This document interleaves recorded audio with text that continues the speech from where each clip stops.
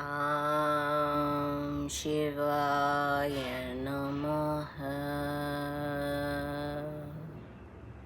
எல்லாருக்கும் வணக்கம்.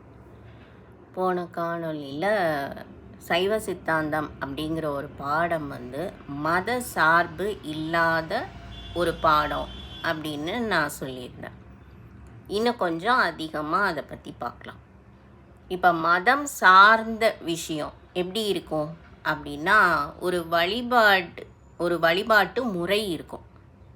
மதம் அப்படின்னா இப்படி தான் வழிபாடு பண்ணணும் அப்படின்னு ஒவ்வொரு மதத்துலேயும் ஒரு வழிபாட்டு முறை வச்சுருப்பாங்க. இப்போ ஹிந்துயிசம் அப்படின்னா ஆரத்தி காட்டுவோம், ஒரு சிலை இருக்கும், முருகன் சிலை, அம்பாள் சிலை, அந்த மாதிரி ஒரு கருவறையில் நம்ம ஒரு சிலை வச்சுருப்போம். அதுக்கு ஆரத்தி காட்டுவோம், திருநீர் இட்டுக்குவோம், குங்குமம் இட்டுக்குவோம், நாமம் போட்டுக்கிடுவோம், வலம் வருவோம், கோயில் கட்டுவோம், வலம் வருவோம், கோயிலை சுற்றி வலம் வருவோம், திருமுறைகள் படிப்போம், பிரதோஷம், வழிபாட்டு முறை, இப்படி நிறையா இருக்கும். நிறைய சடங்குகள் வச்சு நம்ம அதை ஃபாலோ பண்ணுவோம், திருவிழாக்கள் நடத்துவோம், இப்படி நிறைய ஃபாலோ பண்ணுவோம். இப்போ புத்திசம்னா அவங்களோட மதத்தில் சில கோட்பாடுகள் இருக்கணும், அவங்க அதை ஃபாலோ பண்ணுவாங்க. கிறிஸ்டியானிட்டி அப்படின்னா அவங்க ஒரு மத கோட்பாடு வச்சுருப்பாங்க, அந்த மாதிரி அவங்க வழிபாடு பண்ணுவாங்க.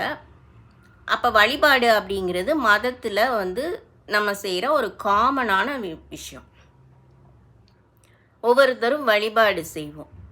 இப்போ இந்த வழிபாட்டு முறையை பின்பற்றுறது, அதுதான் நம்ம மதம் அப்படின்னு பிரித்து சொல்கிறோம். ஒரு மதத்துலேயும் ஒவ்வொரு வழிபாடு சடங்குகள் இருக்கும். அதை ஃபாலோ பண்ணுறவங்க அந்த மதத்தை சேர்ந்தவங்க அப்படின்னு நம்ம சொல்லுவோம். அப்போ ஒரு வழிபாட்டு முறையை ஃபிக்ஸ் பண்ணிவிட்டு அதுக்கு ஒரு மதம் அப்படின்னு பேர் கொடுத்து அந்த வழியில் நடக்கிறவங்கள அந்த மதத்தை சார்ந்தவங்களாக நாம் ஐடென்டிஃபை பண்ணுறோம். அப்படி எந்த ஒரு வழிபாட்டு முறையையும் குறிப்பிடாமல், எந்த ஒரு சடங்கையும் உள்ளடங்கி இல்லாமல், வெறுமனே இறைவனை பற்றி மட்டுமே ஒரு டிஸ்கிரிப்ஷன் மாதிரி எடுத்து சொல்லி நமக்கு இறைவனை பற்றி புரிய வைக்கிற ஒரு நூல் தான் சைவ சித்தாந்தம். இறைவனை பற்றி புரிய வைக்கிறது அப்படின்னா இதை ஒரு சயின்ஸ் அப்படின்னு கூட சொல்லலாம். ஏன்னா கோயிலுக்கு போனால் யாருமே இறைவனை பற்றியெல்லாம் எந்த டெஸ்கிரிப்ஷனும் கொடுக்க மாட்டாங்க. இறைவன் நமக்கு எல்லாம் கொடுப்பாரு அப்படிங்கிற மாதிரியான ஒரு கான்செப்டுக்குள்ளே தான் நம்ம கோயிலுக்கே போகிறோம். இங்கே சைவ சித்தாந்தத்தில் அந்த மாதிரி எந்த கோட்பாடும் இருக்காது. நம்ம வழிபாடு பண்ணால் இறைவன் நமக்கு கொடுப்பாரு, நமக்கு கார் கொடுப்பாரு, வீடு கொடுப்பாரு, பணம் கொடுப்பாரு, படிப்பு கொடுப்பாரு, இப்படியெல்லாம் எந்த கோட்பாடும் சைவ சித்தாந்தத்தில் இருக்கவே இருக்காது. அந்த மாதிரி இறைவனை இந்த மாதிரி வழிபாடு பண்ணணும், இந்த மாதிரி பூஜை பண்ணணும், இந்த நேரம் எழுந்திரிச்சு போய் சாமி கும்பிடணும், கோயிலுக்கு போகணும், திருவிழா கொண்டாடணும், அந்த மாதிரி கோட்பாடும் எதுவுமே சைவ சித்தாந்தத்தில் இருக்காது. அப்போ சைவ சித்தாந்தத்தில் என்ன தான் இருக்கும்? நான் போன காணொளியில் சொன்ன மாதிரி இந்த உலகத்தை படைச்சவன் ஒருத்தன் இருக்கான். இதுதான் முதல்ல சைவ சித்தாந்தத்தில் வர்ற முதல் கோட்பாடு. இப்போ சைவ சித்தாந்தத்தில் முதல்ல ஒரு பாயிண்ட் வைக்கிறாங்க. என்ன அப்படின்னா, இந்த உலகம் நம்மளால் பார்க்கக்கூடிய ஒரு பொருளாக இருக்குது. நம்ம பார்க்குற அத்தனை பொருளும் ஒரு இல்லூஷன். அதாவது இன்னைக்கு இருக்கும், நாளைக்கு இது மாதிரி இருக்காது. மாறுதலுக்கு உட்பட்ட உலகம். அப்போ இந்த மாறுதலுக்கு உட்பட்ட உலகம் ஏதோ ஒரு அறிவால் இயக்கப்படுகிறது அப்படின்னு ஒரு கான்செப்டை முன்னாடி வைப்பாங்க. இதை நாமளும் யோசித்தா இந்த கான்செப்ட் கரெக்டு அப்படின்னு நம்மளுக்கு புரியும். இறைவன் அப்படிங்கிற ஒரு பொருள் நமக்கு ஏதோ ஒன்று கொடுக்குற ஒரு பொருளாக நாம் பார்க்குறோம். இப்போ இறைவன்கிட்ட போய் நான் கேட்டால் எனக்கு வீடு கொடுப்பான், எனக்கு பணம் கொடுப்பான், எனக்கு வேலை கொடுப்பான், எனக்கு படிப்பு கொடுப்பான் அப்படின்னு நம்ம நினைக்கிறோம்ல. இப்போ என்ன நினைக்கிறோம்? இறைவன் அப்படிங்கிற ஒன்று நமக்கு ஏதோ ஒன்று கொடுக்குது அப்படின்னு நினைக்கிறோம். அது நிஜமாவே நமக்கு ஏதாவது ஒன்று கொடுக்குதா அப்படின்னா கொடுக்குது. ஆனால் நாம் நினைக்கிற மாதிரி வீடு பணம் அதெல்லாம் அது கொடுக்கறதில்ல. அப்போ உண்மையில இறைவன் என்ன கொடுக்குது? நமக்கு அந்த அறிவு இல்லை. இதை யார்கிட்ட போய் கேட்குறது? இறைவன் நமக்கு என்ன கொடுக்குறான்? இப்போ நிறைய பேர்கிட்ட போய் இறைவன் ஒருத்தன் இருக்கான் அப்படின்னு சொன்னோம்னா அவங்க நம்ப மாட்டாங்க. இறைவன் ஒருத்தன் இல்லவே இல்லை அப்படின்னு சொல்கிறவங்க இந்த உலகத்தில் நிறைய பேர் இருக்காங்க. அவங்க ஏன் இறைவன் இருக்கான் அப்படின்னு நம்ப மாட்டேங்கிறாங்க அப்படின்னு நம்ம காரணம் கேட்டால் அவங்க சொல்லுவாங்க, எனக்கு இப்படி நடந்தது, இறைவன் ஒருத்தன் இருந்திருந்தா என்னைய துன்பப்படுத்தி இருக்க மாட்டான். இப்போ ஒரு சின்ன எக்ஸாம்பிளாக, இறைவன்னு இப்போ ஒருத்தன் இருந்தா எங்கள் அம்மா இறந்துருக்க மாட்டாங்க, எங்கள் அப்பா இறந்துருக்க மாட்டாங்க, என் குழந்தை இறந்துருக்காது, எனக்கு படிப்பு கிடச்சிருக்கும், எனக்கு வீடு கிடச்சிருக்கும். இறைவன்கிட்ட போய் நான் கேட்டேன், அவன் எனக்கு இதை கொடுக்கல. இந்த மாதிரியான டயலாக்ஸ் தான் நிறையா பேர் டெலிவர் பண்ணுவாங்க. அவங்க ஏன் இறைவனை நம்ப மாட்டேங்கிறாங்க அப்படின்னு நம்ம கேட்டோம்னா இந்த மாதிரியான காரணங்களை தான் அவங்க முன்வைப்பாங்க. அப்போ இதிலேருந்து என்ன தெரியுது? இறைவன் அப்படின்னு ஒருத்தன் இருந்தால் அவன் நமக்கு ஏதாவது செய்யணும் அப்படிங்கிற ஒரு மென்டாலிட்டியில் தான் நம்ம எல்லாருமே இருக்கோம். இறைவன் ஒரு சூப்பர் ஃபிகராகவும் அவன் நமக்கு நம்ம கேட்குற நேரத்தில் கேட்குற இதை எல்லாத்தையும் கொடுக்கணும், நமக்கு கொடுக்கணும், இல்லை நமக்கு பிடிச்சவங்களுக்கு கொடுக்கணும். நிறைய பேர் என்ன சொல்லுவாங்க, ரோட்டில் நிறைய பேர் பசி பட்னியோடு இருக்காங்க, இறைவன் ஒருத்தன் இருந்தால் இதையெல்லாம் அவன் பார்த்துக்கிட்டு இருப்பானா, இப்படியெல்லாம் ஒருத்தவங்களை கஷ்டப்பட விடுவானா அப்படின்னு சொல்லுவாங்க. இறைவன் அப்படிங்கிற ஒருத்தன் எதையாவது ஒன்று கொடுக்கணும் நம்மளுக்கு அப்படிங்கிற ஒரு மென்டாலிட்டியில் நம்ம எல்லாருமே இருக்கோம். வேண்டுறவங்கள வழிபாடு பண்ணுறவங்களும் எதையாவது எதிர்பார்த்து தான் இருக்கோம். வழிபாடு பண்ணாதவங்களும் எதுவுமே எனக்கு கிடைக்கல, இல்லை நான் வேண்டுனது எனக்கு கிடைக்கல அப்படிங்கிற மாதிரியான ஒரு கான்செப்டில் தான் இந்த உலகத்தில் எல்லாருமே இருக்கும்.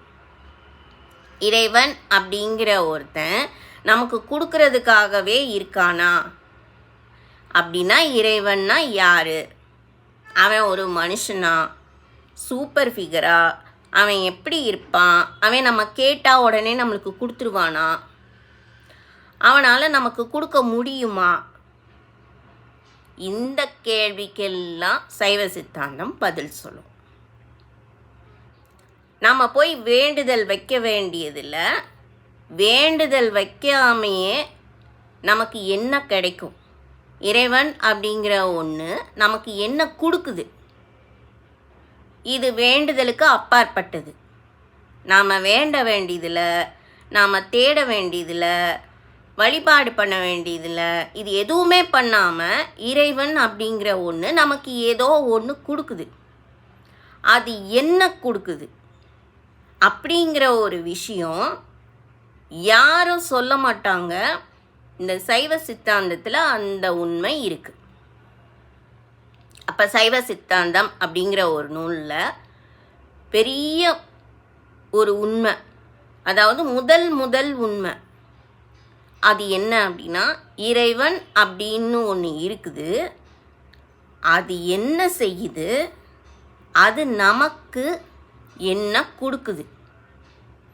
இதை முதல்ல சொல்லிட்டு தான் அதுக்கப்புறம் நம்ம யார் அப்படிங்கிற உண்மையை சைவ சித்தாந்தம் சொல்லுது. இப்போ ஒரு பாடம் அப்படின்னு எடுத்துக்கிட்டா அது என்ன சொல்லணும்? முதல்ல ஒரு உண்மையை முன்னால் வைக்கணும். அந்த உண்மையை ப்ரூவ் பண்ணணும். இந்த வேலையை சைவ சித்தாந்தம் கச்சிதமாக செய்யுது. அது முன்னாடி வைக்கிற உண்மை என்ன அப்படின்னா, இறைவன் ஒரு பொருள் இருக்கிறது. இதை ப்ரூவ் பண்ணுறதுக்கு கொஞ்சம் நம்மளோட அறிவை உபயோகப்படுத்தணும். ஏன் உபயோகப்படுத்தணும் அப்படின்னா, அவங்க சொல்லி சைவ சித்தாந்தம் மூலமாக நமக்கு கிடைக்கிற இன்ஃபர்மேஷனை நம்ம ஈஸியாக மிஸ்இன்டர்ப்ரெட் பண்ணலாம். தப்பான ஒரு ஆங்கிளில் அதை பார்க்கலாம். அப்படி இல்லாமல் கொஞ்சம் நம்ம ஆழ்ந்து சிந்திக்கணும். சைவ சித்தாந்தத்தில் பாடியிருக்கிற அந்த பாடத்தை பாடியிருக்கிற அத்தனை பேரும் சித்தர்கள். சைவ சித்தாந்தம் அப்படின்னு நம்ம படிக்க போனோம் அப்படின்னா சித்தர்களோட நூலை தான் நமக்கு எடுத்து நம்மளுக்கு விரிவுரை சொல்லுவாங்க. அப்போ சித்தர்கள் எல்லாருமே சைவ சித்தாந்தத்தை முன் வச்சு தான் தன்னோட பாடங்களை படைச்சிருக்காங்க. சித்தர்கள் எல்லாருமே சிவனை பார்த்தவங்க அப்படின்னு சொல்லுவாங்க. சிவன்னா நம்ம ஹிந்துயிசம்னு எடுத்துக்க வேணாம். சிவன்னா இறைவன் அப்படிங்கிற ஒரு பொருளுக்கு பேர் கொடுத்துருக்காங்க சித்தர்கள். இந்த சிவனை பற்றி அது எப்படி இருக்குது, அது என்ன கொடுக்குது நமக்கு, நாம் எப்படி இருக்கிறோம் அப்படிங்கிற உண்மையை ரொம்ப டீட்டெயில்டாக ஆழமாக எந்த ஒரு பிசுறுமே இல்லாமல், அதாவது ஒத்தையாரட்டையெல்லாம் போட மாட்டாங்க, இப்படி தான் அப்படின்னு சொல்லிடுவாங்க. அதுதானே சித்தர்கள்.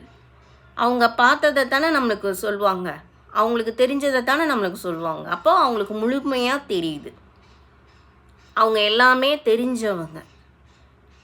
என்ன தெரிஞ்சவங்க? இந்த உலகத்தை பற்றி தெரிஞ்சிருக்காங்க. சிவ அப்படிங்கிறத ஒரு பொருளை பற்றி தெரிஞ்சிருக்காங்க. அந்த பொருள் எப்படியெல்லாம் இயங்குது அப்படிங்கிறத பற்றி தெரிஞ்சிருக்காங்க. எல்லாத்தையும் தெரிஞ்சுட்டு கோர்த்து நமக்கு ஒரு நூல் மாதிரி பாடல்களாக படைச்சி நம்மளுக்கு ஈஸியாக புரியணும் அப்படிங்கிறதுக்காக சைவ சித்தாந்தம் அப்படிங்கிற ஒரு பாட நூல் ஏற்படுத்தி நமக்கு கொடுத்துருக்காங்க. இப்போ இந்த சைவ நூல், இந்த சைவ சித்தாந்த நூல் சார்ந்த நூல்கள் எல்லாமே சித்தர்களால் எழுதப்பட்ட பாட நூல்கள் தான். இதை ஆதீனத்தில் இருந்து வாத்தியார்கள் நிறைய பேர், ஆசிரியர்கள் நிறைய பேர் பொருள் சொல்லி கொடுக்குறாங்க. அந்த பொருட்கள், அந்த பொருளில் இருந்து நமக்கு கிடைக்கிற அறிவு, நம்ம யார், நம்ம ஏன் இந்த உலகத்துக்குள்ளே வந்திருக்கோம் அப்படிங்கிறத தெரிஞ்சுக்கிறதுக்கு நம்மளுக்கு ஹெல்ப் பண்ணும். சின்னதாக ஒரு கேள்வி இப்படி வச்சுக்கலாம். நம்ம அந்த உலகத்துக்குள்ளே வந்துட்டோம், நம்ம பிறந்துட்டோம், நமக்கு அப்பா அம்மா இருக்காங்க, நம்ம படிச்சிட்டோம், நம்மளுக்கு ஒரு வேலை இருக்குது, இல்லை பெண்களாக இருந்தால் கல்யாணம் ஆயிடுச்சு, குழந்த இருக்குது, எல்லாமே கிடச்சிருச்சு. சரி, இப்போ இந்த பூமிக்குள்ளே வர்றதுக்கு முன்னாடி நாம் எங்கே இருந்தோம்? சத்தியமாக யாருக்குமே தெரியாது. சரி, நமக்கு ஒரு இறப்பு அப்படின்னு ஒன்று வரும். அந்த இறப்பை பார்த்து நம்ம பயப்படுவோம். ஏன் பயப்படுறோம் அப்படின்னா, அந்த இறப்புக்கு பின்னாடி நாம் எங்கே போகிறோம், என்ன செய்ய போகிறோம் அப்படிங்கிறது நம்மளுக்கு சத்தியமாக தெரியாது. அதனால் அது நம்மளுக்கு ஒரு இருட்டு. இந்த சைவ சித்தாந்தத்தில் இருட்டு அப்படின்னு ஒரு வார்த்தை சொல்லுவாங்க, உபயோகிப்பாங்க. இருட்டு அப்படின்னா இக்னரன்ஸ் அப்படின்னு அர்த்தம். எனக்கு இருட்டுக்குள்ளே போனால் ஒன்றுமே தெரியாது. இருட்டுக்குள்ளே என்ன இருக்குன்னு தெரியவே தெரியாது. அப்படின்னா என்ன அர்த்தம்? இருட்டில் இருக்கிறது என்ன அப்படிங்கிறத என்னோட அறிவு எனக்கு காட்டி கொடுக்கல அப்படின்னு அர்த்தம். ஒரு இருட்டான ரூம் இருக்குது. அந்த ரூமுக்குள்ளே நம்ம லைட்டு போடலைன்னா அதுக்குள்ளே என்ன இருக்குன்னு தெரியாது. நமக்கு அந்த ரூமு பரிச்சயமாக இருந்தால் கூட முன்னாடி ஒரு ஸ்டூலோ ஒரு டேபிளோ இருந்தால் இருட்டுக்குள்ளே நம்ம அந்த ரூமுக்குள்ளே போகும்போது சத்தியமாக அந்த டேபிளை ஏதாவது ஒரு வகையில் இடிச்சிருவோம். அப்போ ரொம்ப பரிச்சயமான ஒரு ரூமாக இருந்தால் கூட அதில் இருக்கிற பொருட்கள் நம்ம கண்ணுக்கு தெரியல அப்படின்னா, அதில் இடிக்கிறோம் அப்படின்னா நமக்கு அறியாமை இருக்குது அப்படின்னு அர்த்தம். அறியாமை எதில் இருக்குது? அந்த ரூமுக்குள்ளே என்ன இருக்குது அப்படிங்கிற அறிவு நம்மளுக்கு இல்லை அப்படின்னு அர்த்தம். முழுமையாக இல்லை, பாதி இருக்குது. அப்போது ஒன்றுமே தெரியாது, எனக்கு தெரியவே தெரியாத ஒரு ரூம், ஒரு அறைக்குள்ளே இருட்டாக இருக்குது. நான் உள்ளே போக பயப்படுவேன். ஏன் பயப்படுவேன்? இந்த ரூம் இந்த அறைக்குள்ளே என்ன இருக்குன்னே எனக்கு தெரியாது. வெளிச்சமும் இல்லை, லைட் இல்லை, வெளிச்சமும் இல்லை. அப்போ நான் உள்ளே போக மாட்டேன். அதுக்குள்ளே என்ன இருக்குன்னு எனக்கு தெரியாது. இந்த தெரியாது அப்படிங்கிற வார்த்தை எதை குறிக்கும்? எனக்கு அறிவு இல்லை அப்படிங்கிறதான் அது உணர்த்தும். இந்த அறைக்குள்ளே என்ன இருக்குது அப்படிங்கிறத தெரிஞ்சிக்கிற அறிவு இல்லை, புலப்படுத்துகிற அறிவு எனக்கு இல்லை அப்படிங்கிறத நம்மளே ஒத்துக்குவோம். அப்போ இக்னரன்ஸ் அப்படிங்கிறத தான் டார்க்னஸ் அப்படின்னு சைவ சித்தாந்தத்தில் சொல்லுவாங்க. டார்க்காக ஏதாவது இருக்குது, அதுக்குள்ளே என்ன இருக்குன்னு எனக்கு தெரியாது அப்படின்னா அந்த அறிவு எனக்கு இல்லை அப்படிங்கிறதான் அது குறிக்கும். அப்போ இக்னரன்ஸ்னால் என்ன? டார்க்னஸ்னால் என்ன? டார்க்னஸுக்குள்ளே என்ன இருக்குன்னு தெரியாத ஒரு விஷயத்தை இக்னரன்ஸ் அப்படின்னு சைவ சித்தாந்தம் சொல்லும். அப்போ இருட்டு அப்படின்னா டார்க்னஸ், டார்க்னஸ் அப்படின்னா இக்னரன்ஸ். இக்னரன்ஸ் அப்படின்னா எனக்கு அறிவு கிடையாது, அறிவு இல்லை. இந்த அறிவு இல்லாத தன்மையை மலம் அப்படின்னு சைவ சித்தாந்தம் சொல்லும். மலம்னா அழுக்கு கிடையாது, தெளிவு இல்லாத தன்மை, இல்லூஷனில் இருக்கிற தன்மை, இக்னரன்ஸில் இருக்கிற தன்மை. இதை சைவ சித்தாந்தம் மலம் அப்படின்னு சொல்லும். இல்லூஷன்னாலும் மலம்னு தான் அர்த்தம், இக்னரன்ஸ் அப்படின்னாலும் மலம்னு தான் அர்த்தம், டார்க்னஸ் அப்படின்னாலும் மலம் தான் அர்த்தம். தெளிவு இல்லாத தன்மையாக எது இருந்தாலும் அது மலம் அப்படின்னு தான் சைவ சித்தாந்தம் சொல்லும். அது தேவையில்லாத ஒன்று. மலம்னா நம்ம அழுக்குன்னு சொல்கிறோம்ல, அது நமக்கு தேவையில்லாத ஒன்று. இக்னரன்ஸ் அப்படிங்கிறது நமக்கு தேவையில்லாத ஒன்று. அதை நம்ம நீக்கிட்டோம் அப்படின்னா, அழுக்க நீக்கிட்டோம் அப்படின்னா நம்ம சுத்தமாயிடுவோம். சுத்தம்னா என்ன? சுத்தம்னா அப்படி கிளென்லினஸ்ஸாக, அப்படியே நீட் அண்ட் க்ளீனாக அப்படி இருக்கிறதா அப்படின்னா அது நம்மளோட உடம்பு சம்மந்தப்பட்ட விஷயத்தில் நம்ம அப்படி எடுத்துக்கலாம். ஆனால் சைவ சித்தாந்தத்தில் சுத்தம் அப்படின்னா இல்லூஷனே இல்லாத பகுதியைத்தான் சுத்தம் அப்படின்னு சொல்லுவாங்க. இல்லூஷன் 1% கூட இருந்தால் அதை மலம்னு தான் சொல்லுவாங்க. இல்லூஷனே இல்லை, ஒரு இல்லூஷன் கூட இல்லாத அந்த பகுதியை சுத்தம் அப்படின்னு சைவ சித்தாந்தத்தில் சொல்லுவாங்க. இப்போ இந்த சுத்தம் அப்படிங்கிற வார்த்தையை இறைவனை சொல்லும்போது சொல்லுவாங்க. இறைவன் தூய்மையானவன், சுத்தமானவன் அப்படின்னு சொல்லுவாங்க. ஏன் அப்படி சொல்கிறாங்க அப்படின்னா, அவன்கிட்ட இக்னரன்ஸ் கிடையாது, அவன்கிட்ட மலம் கிடையாது. அப்படின்னா என்ன? அவன்கிட்ட நிறைய அறிவு இருக்கு, அறிவானவன். அவன்கிட்ட எல்லா அறிவும் இருக்கு, அறிவு நிரம்பி இருக்கு, அறிவான உடம்பை உடையவன். அறிவு தான் உடம்பே அவனுக்கு அப்படின்னு சைவ சித்தாந்தத்தில் சொல்லுவாங்க. இப்போ அறிவான ஒருத்தன் ஒரு பக்கம், அறிவே இல்லாத ஒன்று இன்னொரு பக்கம். இப்போ இது யாருன்னு உங்களுக்கு புரிஞ்சிச்சு. நமக்கு எதை பார்த்தாலும் பயம். ஏன் பயம்? அதை பற்றி எனக்கு ஒன்றுமே தெரியாது, அதனால எனக்கு பயமாக இருக்குது. இருட்டை பார்த்தா எனக்கு பயமாக இருக்குது, புதுசாக ஒன்றை பார்த்தா பயமாக இருக்குது, மலைக்கு மேலே போகிறதுனா பயமாக இருக்குது, பள்ளத்துக்குள்ளே போகிறதுனா பயமாக இருக்குது.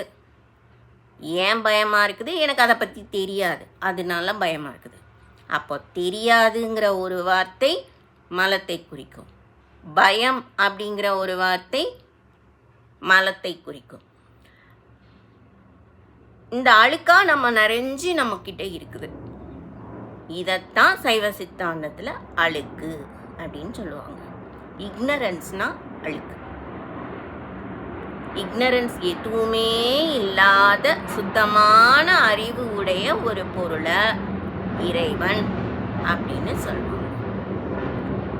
அறியாமையில் இருக்கிற, இக்னரன்ஸில் இருக்கிற ஒரு பொருளை ஆன்மா, அசுத்தமான ஒரு பொருளை ஆன்மா அப்படின்னு சொல்கிறாங்க. அசுத்தமான எல்லா ஆன்மாவும் அசுத்தமாக இருக்கிறதில்ல. மலத்தில் இருக்கிற ஆன்மாக்கள் எல்லாருமே அந்த அறியாமையில் இருக்கிற ஆன்மாக்கள். அறியாமை நீங்கிடுச்சு அப்படின்னா அது சுத்தமான ஆன்மா அப்படின்னு சொல்லுவாங்க. அப்போ அறிவையே உடம்பா வச்சிருக்கிற ஒரு பொருள் இறைவன், அறியாமையிலேயே இருக்கிற இன்னொரு பொருள் நான்.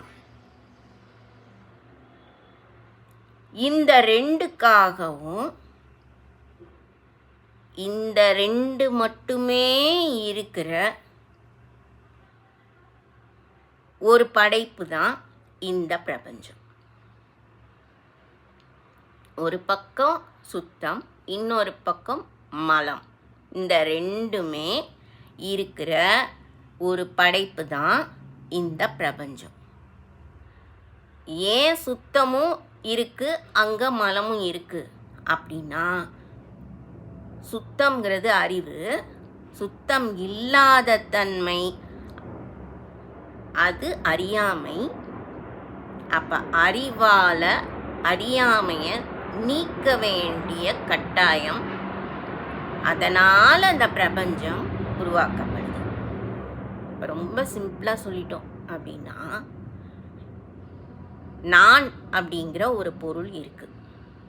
இதுக்கு நம்ம பேரெல்லாம் கொடுக்க வேண்டாம். இறைவன் அப்படிங்கிறது எப்படி ஒரு பேரோ, நான் அப்படிங்கிறது ஒரு பேராக வச்சுக்கலாம்.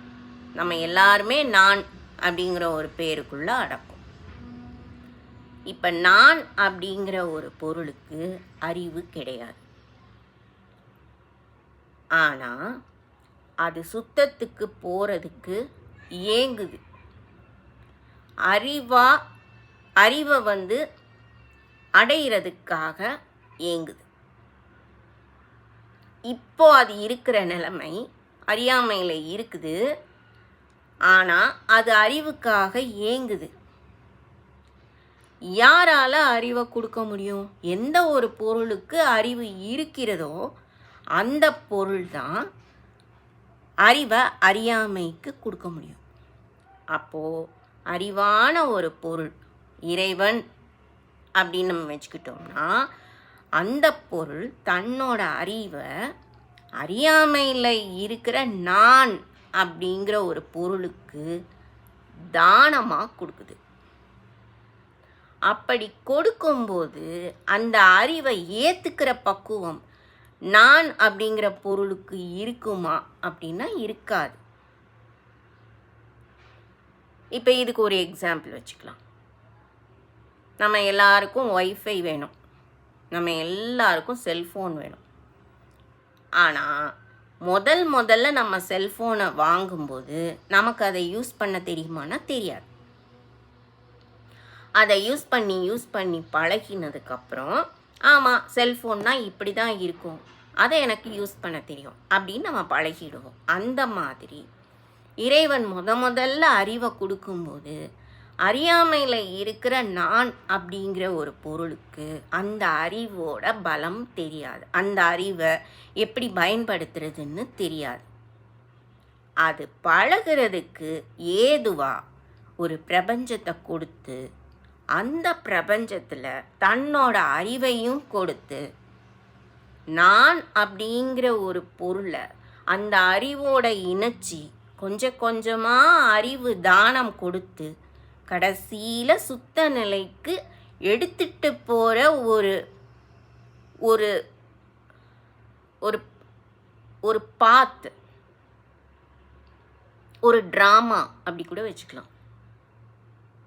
நம்மளுக்கு கொஞ்சம் கொஞ்சமாக அறிவு கொடுத்து நான் அப்படிங்கிற ஒரு பொருளுக்கு அறிவு கொஞ்சம் கொஞ்சமாக வளர வளர அதை கையை பிடிச்சி அறிவான ஒரு உலகத்துக்குள்ளே இழுத்துட்டு போகிற ஒரு ட்ராமா தான் இந்த பிரபஞ்சத்துக்குள்ளே நடக்குது. இதை கொஞ்சம் கொஞ்சமாக நம்ம அறிவுக்கு புரிகிற மாதிரி ஒரு ஸ்டேஜாக குட்டி குட்டியாக நம்மளுக்கு சொல்லிக்கிட்டே போகிற ஒரு பாடம் தான் சைவ சித்தாந்தம். இது இன்னும் கொஞ்சம் ஆழமாக பார்க்கலாம். உங்களுக்கு ஏதாவது டவுட் இருந்ததுன்னா கீழே கமெண்ட் செக்ஷனில் கொடுங்க. ஓம் சிவாய நமः.